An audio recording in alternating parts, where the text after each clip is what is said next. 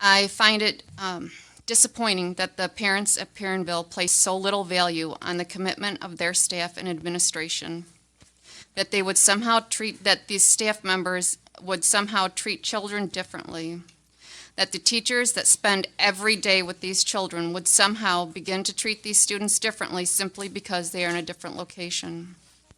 To assume that staff in other buildings would somehow mistreat students or that children would be subjected to substandard conditions is, I think that's a real stretch of an assumption. The quote about Perrinville that I think really put this whole thing into perspective for me was, "If it ain't broke, don't fix it." Perrinville is certainly not broken.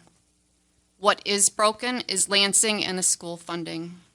Perrinville is collateral damage in the wake of state budgeting. The legislators would continue to pat themselves on the back about all the money they are providing to public education, while community members look to the local school boards and ask how can they recklessly waste these resources so generously bestowed upon us. Our integrity has been challenged, and individuals have gone as far as to question our morality. Recently, the citizens of the state of Michigan had the opportunity to mandate additional funds be provided to the foundation allowance, the only dollars that we are able to spend in our children's classrooms. Proposal 1 also included constitutional changes which would have stopped some of the constant gutting of the school aid fund. The citizens of the great state of Michigan spoke loudly, no. So here we are packed with a room of staff and parents. I ask you, what are you going to do tomorrow morning when you wake up? Are you going to call your neighbor, tell them how horrible the school board is? How heartless and morally bankrupt we are, that special education doesn't count? Are you going to call your real estate agent and put your home on the market? Yep. And are you going to collapse in defeat? No.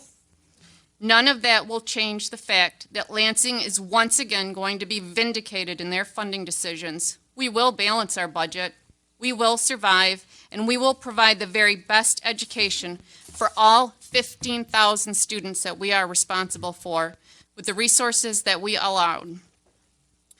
Lansing, in turn, will give us credit by saying, see, they had room to make budget cuts.